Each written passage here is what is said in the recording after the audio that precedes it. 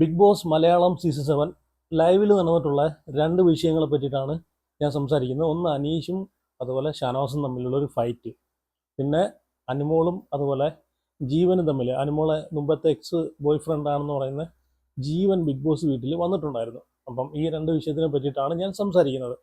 ഒന്നാമതായിട്ട് അനീഷും ഷാനവാസും തമ്മിലുള്ള ഒരു പ്രശ്നം. അപ്പോൾ അത് ഒരു കോയിനുമായിട്ട് ബന്ധപ്പെട്ട പ്രശ്നമാണ്. അപ്പം രാവിലെ തൊട്ടേ വഴക്കുണ്ടായിരുന്നു. കാരണം അനീഷ് കഴിഞ്ഞ ദിവസങ്ങളിലെല്ലാം ഈ ഒരു കോയിൻ ഷാനവാസിൻ്റെ അടുത്ത് ചോദിച്ച് നടക്കുന്നുണ്ടായിരുന്നു.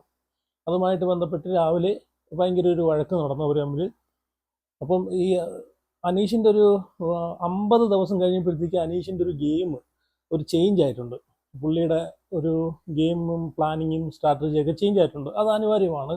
കാരണം ഒരു 100 ദിവസം വരെ ഒരേ രീതിയിൽ തന്നെ കളിച്ചു കഴിഞ്ഞാൽ ആൾക്കാർക്ക് തന്നെ ഒരു വെറുപ്പുണ്ടാവും.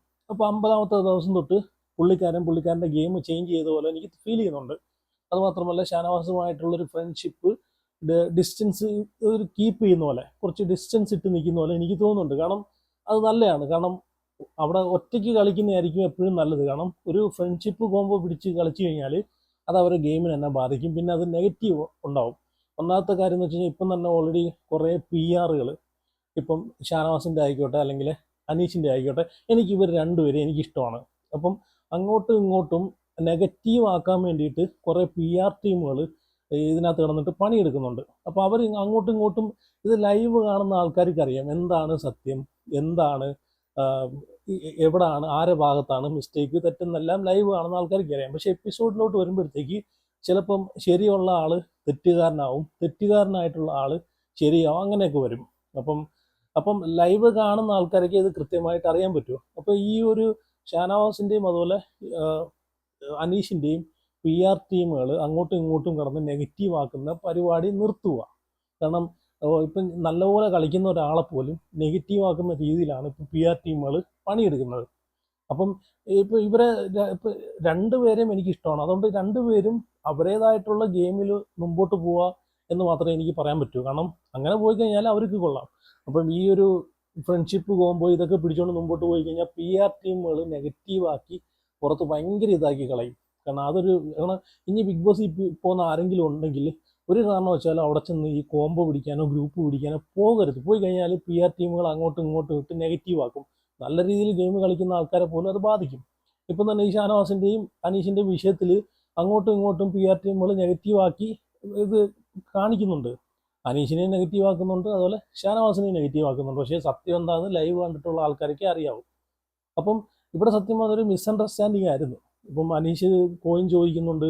അപ്പോൾ ഷാനവാസ് അത് ആദിലെ എടുക്കാതിരിക്കാൻ വേണ്ടിയിട്ട്, എടുത്ത് മാറ്റാതിരിക്കാൻ വേണ്ടിയിട്ട് പുള്ളിക്കാരെ എടുത്ത് വെച്ചൊരു കോയിനായിരുന്നു. അത് ലാസ്റ്റ് പുള്ളിക്കാരൻ പറയുന്നുണ്ട്, അത് കൊടുക്കുന്നുമുണ്ട്. അവർ തമ്മിൽ പ്രശ്നങ്ങളൊന്നുമില്ല. അപ്പം രാവിലെ തൊട്ട് ഇവർ തമ്മിൽ നല്ല ഫൈറ്റ് ഉണ്ടായിരുന്നു. അപ്പം അനീഷ് പറയുന്നതെന്ന് വെച്ച് കഴിഞ്ഞാൽ, ഞാൻ ഒരുപാട് ആഗ്രഹിച്ച് എനിക്ക് കിട്ടിയ കഥ എഴുതി കഷ്ടപ്പെട്ട് പറഞ്ഞ് എനിക്ക് കിട്ടിയ കോയിനാണ്, അതിന് ഷാനവാസ് എന്ന് പറയുമ്പോഴത്തേക്ക് ഷാനവാസ് അത് കൊടുക്കുന്നില്ല. ചുമ്മാ പുള്ളിക്കാരനും തമാശ ഒരു രീതിയിലാണ് എടുത്തിട്ടുള്ളത്. അപ്പോൾ ഷാനവാസും അത് തരത്തിലെന്ന് പറയുന്നു, ഇല്ലെന്ന് പറയുന്നു. പിന്നെ പറയുന്നു എനിക്ക് ഡയറി മിൽക്ക് തന്നു കഴിഞ്ഞാൽ തരാമെന്ന് പറയുന്നുണ്ട്. അപ്പോൾ അനീഷ് അവിടെ നിന്ന് ദേഷ്യപ്പെട്ട് വേണ്ടെന്ന് പറഞ്ഞു പോകുന്നുണ്ട്. അപ്പം അങ്ങനെ ഭയങ്കര വഴക്കായിരുന്നു അവർ. പിന്നെ അത് ഷാനവാസ് തിരിച്ചു കൊടുക്കുന്നുണ്ട്. തിരിച്ചു കൊടുത്തിട്ട് അനീഷ് അത് ബിഗ് ബോസിന് തന്നെ തിരിച്ചു കൊടുത്തിട്ട് സ്റ്റോർ റൂമിൽ കൊണ്ട് വെച്ചിട്ട് ചോദിക്കുന്നുണ്ട്, ഇത് ഞാൻ തന്നു കഴിഞ്ഞാൽ എനിക്ക് ചോക്ലേറ്റ് തരുമെന്ന് ചോദിക്കുന്നുണ്ട്. അങ്ങനെ അവിടെ കൊണ്ടുപോയി വെക്കുന്നുണ്ട്. പിന്നെ ബിഗ് ബോസ് അതിന് പകരമായിട്ട് 3 ചോക്ലേറ്റ് കൊടുക്കുന്നുണ്ട്. അത് എല്ലാവർക്കും പോയി വീതിച്ചു കൊടുക്കുന്നുണ്ട്. അതൊക്കെ നല്ല രസമായിരുന്നു കേട്ടോ. അനീഷ് ആ ചോക്ലേറ്റ് ആരും ചോദിക്കാതെ തന്നെ എല്ലാവർക്കും കൊണ്ടുപോയി വീതിച്ചു കൊടുക്കുന്നുണ്ടായിരുന്നു. അതൊക്കെ ഭയങ്കര രസമായിട്ട് എനിക്ക് തോന്നി. അപ്പോൾ ഇവർ തമ്മിൽ പ്രശ്നങ്ങളൊന്നുമില്ല. പക്ഷെ ഒരു ഗെയിം ആകുമ്പോഴത്തേക്ക് അങ്ങോട്ടും ഇങ്ങോട്ടും ചിലപ്പം നോമിനേഷനിൽ നോമിനേറ്റ് ചെയ്യേണ്ടവരും അഭിപ്രായങ്ങൾ പറയേണ്ടവരും. അപ്പം പിന്നെ എപ്പോഴും ഞാൻ പറഞ്ഞല്ലോ, ഇവർക്കൊരു ഡിസ്റ്റൻസ് ഇട്ട് നിന്ന് കഴിഞ്ഞാലും നല്ലതാണ്. കാരണം പുറത്ത് ടീമുകൾ നല്ലപോലെ കളിച്ചാലും ഇനി ഇവർ നല്ലപോലെ നിന്നാൽ പോലും ആൾക്കാർ ടീമുകൾ പറയും അനീഷിനെ നെഗറ്റീവ് ആക്കാനാണ് അനീഷിൻ്റെ കൂടെ ഫ്രണ്ട്ഷിപ്പ് കൂടുന്നത്, അല്ലെങ്കിൽ ഷാനവാസിനെ നെഗറ്റീവ് ആക്കാനാണ് അനീഷ് ഷാനവാസിൻ്റെ അടുത്ത് ഫ്രണ്ട്ഷിപ്പ് കൂടുന്നതെന്ന് പറഞ്ഞാൽ അങ്ങോട്ടും ഇങ്ങോട്ടും നെഗറ്റീവ് ആക്കി കളയും. അതാണ് ഏറ്റവും വലിയ പ്രശ്നം. പിന്നെയെന്ന് വെച്ച് കഴിഞ്ഞാൽ അനീഷ് ഇന്നലെ ക്യാമറയുടെ മുമ്പിൽ ഈ ഒരു കാര്യം പറഞ്ഞിട്ടുണ്ടായിരുന്നു. പക്ഷേ അത് വേണ്ടായിരുന്നതാണ് എനിക്ക് തോന്നിയത്. കാരണം ക്യാമറയിൽ കൂടെ അത് വെളിയിൽ കൂടെ വരുമ്പോഴത്തേക്ക് ഷാനവാസിനും നെഗറ്റീവ് ഉണ്ടാവും, അനീഷിനും നെഗറ്റീവ് ഉണ്ടാവും. ഈ പുള്ളിക്കാരൻ എന്ത് ഉദ്ദേശിച്ചാണത് പറഞ്ഞതെന്ന് അറിയത്തില്ല.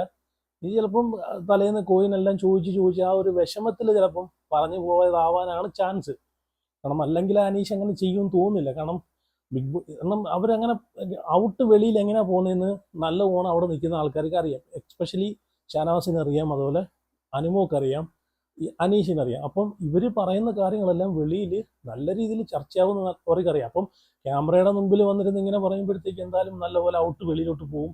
അത് നെഗറ്റീവും ഉണ്ടാക്കും പോസിറ്റീവും ഉണ്ടാക്കും എന്നറിയാം. ഇപ്പം ഈ ഒരു വിഷയം അനീഷ് ക്യാമറയുടെ മുമ്പിൽ സംസാരിച്ചപ്പോഴത്തേക്ക് സത്യം പറഞ്ഞാൽ കുറേ ആൾക്കാർ ഷാനവാസിനെ കുറ്റം പറഞ്ഞു, കുറേ ആൾക്കാർ അനീഷിനെ തന്നെ കുറ്റം പറഞ്ഞു. ക്യാമറയുടെ മുമ്പിൽ വന്നിരുന്ന് ഡ്രാമ കളിക്കുവാണ്, സെൻറ്റിമെൻ്റൽ കാർഡ് ഇറക്കി കളിക്കുവാന്നൊക്കെ പറഞ്ഞിട്ട്. എനിക്ക് തോന്നുന്നു പുള്ളിക്കാരൻ, എൻ്റെ ഒരു അഭിപ്രായം വെച്ച് എനിക്ക് തോന്നിയ കാര്യം എന്ന് വെച്ച് കഴിഞ്ഞാൽ പുള്ളിക്കാരൻ അത് അവിടെ ആ ഒരു വിഷമത്തിൽ അവിടെ ഇരുന്ന് സംസാരിച്ച്, പക്ഷേ അത് ക്യാമറ ക്യാച്ച് ചെയ്ത് പുറത്ത് വിട്ട്, അത്രയേ ഉള്ളൂ. അതിൽ കൂടുതലൊന്നുമില്ല. എന്തായാലും ഇവർ തമ്മിൽ വേറെ പ്രശ്നങ്ങളൊന്നുമില്ല. ചില സമയത്തുണ്ടാകുന്ന അങ്ങോട്ടും ഇങ്ങോട്ടും അഭിപ്രായ വ്യത്യാസങ്ങളിലുണ്ടാകുന്ന പ്രശ്നങ്ങൾ അത്രയേ ഉള്ളൂ. അല്ലാതെ ഈ പി ആർ ടീമുകൾ ദൈവത്തെ ഓർത്ത് അങ്ങോട്ടും ഇങ്ങോട്ടും നെഗറ്റീവ് അടിച്ച് ഇവരെ ഇതാക്കാതിരിക്കും കേട്ടോ. പിന്നെ അനുമോളും ജീവനുമായിട്ടുള്ള പ്രശ്നം, അനുമോൾ ഒട്ടും പ്രതീക്ഷിക്കാത്തൊരു സംഭവമാണ് ബിഗ് ബോസ് വീട്ടിൽ നടന്നിട്ടുള്ളത്. സത്യം പറഞ്ഞാൽ ജീവനെ കണ്ടപ്പോഴത്തേക്ക് അനുമോൾ ഞെട്ടി തരിച്ചു പോയി കേട്ടോ. സത്യം പറഞ്ഞു കഴിഞ്ഞാൽ ഉണ്ടല്ലോ, അനുമോള് വേറെ ഏതോ ലോകത്ത് കയറി പോയിട്ട് താഴെ ഇറങ്ങി വന്നൊരവസ്ഥയായിരുന്നു. സംഭവം എന്ന് വെച്ച് കഴിഞ്ഞാൽ ജീവൻ ഇവർ മോർണിംഗിൽ ഒരു ടാസ്ക് കൊടുക്കുന്നു ബിഗ് ബോസ്, തലേണ മന്ത്രം അങ്ങനെ കണ്ട പറഞ്ഞൊരു ടാസ്ക് ആണെന്ന് തോന്നുന്നു. അപ്പം ആക്ടിവിറ്റി ഏരിയയിലൊക്കെ കുറേ മറ്റേ ഈ സ്പോഞ്ച് തലങ്ങണിക്കകത്ത് വയ്ക്കുന്ന പഞ്ഞി ഉണ്ടല്ലോ, പഞ്ഞിയും അതൊക്കെ അവിടെ ഇവിടെ ഇട്ടിട്ടുണ്ട്. അപ്പം കുറേ എല്ലാവർക്കും ഓരോ പില്ലോ കവറും കൊടുത്തിട്ടുണ്ട്. എന്നിട്ട് അത് നിറച്ചിട്ട് സ്റ്റോർ റൂമിൽ കൊണ്ട് തലങ്ങണിയാക്കി കെട്ടി അവിടെ കൊണ്ട് വെക്കാനാണ് പറയുന്നത്. അപ്പം കുറേ ആൾക്കാർ ആദ്യം തന്നെ നിറച്ചിട്ട് സ്റ്റോർ റൂമിലേക്ക് കൊണ്ടുവയ്ക്കുന്ന സമയത്ത് അവിടെ രണ്ടുപേര് തലങ്ങണിയും പിടിച്ചുകൊണ്ടിരിക്കുന്നു. അതിനകത്ത് എഴുതിയിട്ടുണ്ട് ഹാപ്പി കപ്പിൾസോ അങ്ങനെ കണ്ടൊരു സീരിയലുണ്ടല്ലോ ഏഷ്യനെറ്റിൽ. അപ്പോൾ ആ സീരിയലിനകത്ത് ഈ ജീവൻ്റെ വൈഫാന്നൊക്കെയാണ് പറയുന്നത്. സോഫിയ മരിയ എന്ന് പറഞ്ഞ ഒരു പെങ്കൊച്ചും ഉണ്ടായിരുന്നു. ഇവർ രണ്ട് തലങ്ങണി ഇങ്ങനെ പിടിച്ചുകൊണ്ടിരിക്കുന്നു. അവിടുന്ന് വെളിയിലോട്ട് ഇറങ്ങി വരുന്നു. അപ്പോൾ അനുമോൾ അവിടുന്ന് വരുന്നു. ഇവരെ കണ്ടതും ഞെട്ടി തരിച്ചു പോയി. എനിക്ക് തോന്നുന്നു സോഫിയയുടെ കയ്യിലെങ്ങാണ്ട് കൊടുത്തിട്ട് ഷേക്കാൻഡ് കൊടുത്തിട്ട് അനുമോൾ നേരെ മറ്റേ ഡ്രസ്സ് ചേഞ്ച് ചെയ്യുന്ന റൂമിലോട്ടാണ് ഓടുന്നത്. പുള്ളിക്കാരി പ്രതീക്ഷിച്ചില്ല ഇങ്ങനെയൊക്കെ സംഭവിക്കുമെന്ന്. സ്റ്റോർ റൂമിലേക്ക് ചെന്ന് ഓടിപ്പോകുന്നു. കൂടെ മറ്റേ ആദില നൂറ ചെല്ലുന്നു. അപ്പോൾ അവരിവിടെ സംസാരിച്ചൊരു കാര്യം എന്ന് വെച്ച് കഴിഞ്ഞാൽ എനിക്ക് തോന്നുന്നു ചെറുതായിട്ട് കേൾക്കായിരുന്നു, ജീവിതം നശിപ്പിച്ച് ജീവിതം തകർത്ത് എന്നൊക്കെ പറയുന്നുണ്ടായിരുന്നു. ജീവനെ പറ്റി ആയിരിക്കാം. അപ്പം എന്നെ ഇങ്ങനെ ആക്കിയത്, അങ്ങനെ ജീവിതത്തെ പറ്റിയിട്ട് അങ്ങനെ എന്തൊക്കെയോ പറയുന്ന ഒരു ചെറിയ രീതിയിൽ നമുക്ക് കേൾക്കാൻ പറ്റും. അത് നമുക്ക് നല്ല രീതിയിൽ അത് റിപ്പീറ്റ് അടിച്ച് കണ്ടു കഴിഞ്ഞാൽ മാത്രമേ അത് എന്താണെന്ന് മനസ്സിലാക്കാൻ പറ്റൂ. എന്തായാലും ജീവിതത്തിനെ പറ്റിയിട്ടാണ്. ഇപ്പോൾ പുള്ളിക്കാരിയുടെ ജീവിതം നശിപ്പിച്ചതോ ജീവൻ തകർത്തതോ എന്നൊക്കെയാണ് പല ആൾക്കാരും പറയുന്നത് ഈ ഒരു സീൻ വന്നതിൽ പിന്നെ. അതത്ര നമുക്ക് വ്യക്തമായിട്ട് കേൾക്കാൻ പറ്റും, പക്ഷേ വീണ്ടും റിപ്പീറ്റ് അടിച്ചു കഴിഞ്ഞാലേ നമുക്കത് മനസ്സിലാകാൻ പറ്റും കേട്ടോ. അതിങ്ങനെ പെട്ടെന്ന് ഇങ്ങനെ പോവല്ലേ, ഓടിക്കൊണ്ട് പോവാണ്. അപ്പോൾ അതിലെയും അവിടെ നൂറായൊക്കെ സംസാരിക്കുന്നുണ്ട്, ഇപ്പോൾ ജീവിതം എന്നൊക്കെ കേൾക്കുന്നുണ്ട്. അപ്പം മിക്കവാറും ജീവിതം തകർത്തത് ജീവനായിരിക്കും എന്നായിരിക്കും പറഞ്ഞത്. അപ്പം എന്തായാലും ജീവനുമായിട്ട് മിണ്ടേ എടുക്കുകയൊന്നും ചെയ്തില്ല. അതിലൂടെ മനസ്സിലാക്കാൻ പുള്ളിക്കാരനുമായിട്ട് എന്തോ അനുമോക്ക് പ്രശ്നങ്ങളുണ്ട് കേട്ടോ. ലൈഫിൽ എന്തോ വലിയ പ്രശ്നങ്ങൾ ഉണ്ടായിട്ടുണ്ട്. പക്ഷേ ഇവർ ഈ അനുമോളെ ബോയ് ഫ്രണ്ടാന്നൊക്കെ പറയുന്നെങ്കിലും ഇവർ ഒരു ഇൻ്റർവ്യൂവിനകത്തും ഇതിങ്ങനെ പറയുന്നത് ഞാൻ കേട്ടിട്ടില്ല. ഇവരെ ഒരുപാട് ഇൻ്റർവ്യൂ, ഇത് കഴിഞ്ഞിട്ട് ഞാൻ ഒരുപാട് ഇൻ്റർവ്യൂസ് സെർച്ച് ചെയ്ത് നോക്കി. അതിനകത്തെല്ലാം ഇവർ പറയുന്നതെന്ന് വെച്ച് കഴിഞ്ഞാൽ അനുമോൾ ഓൾറെഡി വേറൊരു കല്യാണം ഉറപ്പിച്ച് വെച്ചേക്കുവാണ്. ഈ ജീവൻ എന്ന് പറയുന്ന പുള്ളി അത്രയും അറ്റാച്ച്ഡ് തിക്കഡായിട്ടുള്ള ഫ്രണ്ടാണ്. അപ്പോൾ ഇവർ തമ്മിൽ എന്തോ ഒരു ഇഷ്യൂ, എന്തോ ഒരു നല്ലൊരു സീരിയസ് ആയിട്ടുള്ളൊരു പ്രശ്നത്തിൽ പിണങ്ങി ഇപ്പോൾ അങ്ങോട്ടും ഇങ്ങോട്ടും മിണ്ടൊക്കെ ഇല്ല.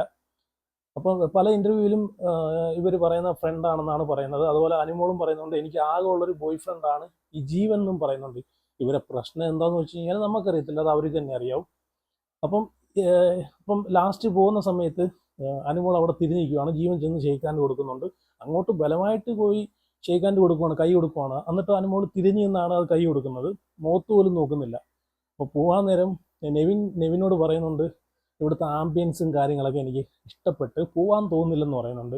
അപ്പം നെവിൻ പറയുന്നുണ്ട് അങ്ങനെയാണെങ്കിൽ ഇവിടെ നിൽക്ക് ജീവ എന്ന് പറയുന്നുണ്ട്. അപ്പം ബിഗ് ബോസിലേക്ക് ഈ ജീവൻ പറയുന്നൊരു കാര്യമുണ്ട്, ബിഗ് ബോസിലേക്ക് വരാനെ കൊണ്ട് അവസരങ്ങൾ എനിക്ക് കിട്ടിയതാണ്, പക്ഷേ ഞാനത് ചില കാരണങ്ങളാൽ വേണ്ടെന്ന് വെച്ചു എന്ന് പറയുന്നുണ്ട്. എനിക്ക് തോന്നുന്നു ചിലപ്പോൾ അനുമോൾ ഉണ്ടെന്ന് അറിഞ്ഞുകൊണ്ടായിരിക്കാം, ചിലപ്പം വേണ്ടെന്ന് വെച്ചെന്ന് തോന്നുന്നു. കാരണം ബിഗ് ബോസ് ഈ പുള്ളിക്കാരൻ്റെ ഇൻ്റർവ്യൂവിലൊക്കെ പറയുന്നുണ്ടായിരുന്നു. കാരണം ഒരുപാട് വട്ടം ഒരുപാട് സീസണിൽ നിന്ന് ഇവർ ഏഷ്യനെറ്റിൻ്റെ ടീം ഈ ജീവനെ വിളിച്ചിട്ടുണ്ടായിരുന്നെന്ന്. കാരണം ഇതിലേക്ക് പങ്കെടുക്കാനൊക്കെ ഉണ്ട്. അപ്പോഴൊക്കെ പുള്ളിക്കാരൻ സീരിയലിലെ തിരക്കും കാര്യങ്ങളൊക്കെ ആയിട്ട് പോകേണ്ടാണ് വരാൻ പറ്റാതെ. പക്ഷേ ഈ സീസണിൽ വിളിച്ച സമയത്ത് വരാൻ പറ്റാത്തതായിട്ടുള്ള ഒരു കാര്യം ഉള്ളതുകൊണ്ട് വന്നില്ല എന്ന് പറയുന്നുണ്ട്. ചിലപ്പോൾ അനുമോൾ ഉള്ളതുകൊണ്ടായിരിക്കാം. കാരണം ഇവർ രണ്ടും കൂടെ ഒരുമിച്ച് വന്നു കഴിഞ്ഞാൽ ചിലപ്പോൾ ഇവരെ ലൈഫ് സ്റ്റോറിയും കഥകളൊക്കെ എങ്ങനെ പോലും വെളിയിലാവും. പിന്നെ അത് ഭയങ്കര ചർച്ചയാവും. പിന്നെ രണ്ടുപേർക്കും ദോഷം ചെയ്യും. ചിലപ്പോൾ അതുകൊണ്ടൊക്കെ ആയിരിക്കാം പുള്ളിക്കാരൻ മാറുന്നത്. എന്തായാലും ഇവർ തമ്മിൽ എന്തൊക്കെയോ പ്രശ്നങ്ങളുണ്ട്. അപ്പം ഈ ഒരു വിഷയം കഴിഞ്ഞിട്ട് ഷാനവാസ് ഇതിനെ പറ്റിയിട്ട് അനുമോളുടെ അടുത്ത് ചോദിക്കുന്നുണ്ട്. അപ്പം ഷാനവാസിനെ പറഞ്ഞ് വിലക്കുന്നുണ്ട്, ഈ ഒരു വിഷയം എൻ്റെ അടുത്ത് ചോദിക്കല്ലേ, ഇത് കളഞ്ഞ വിഷയമാണെന്നും പറയുന്നുണ്ട്.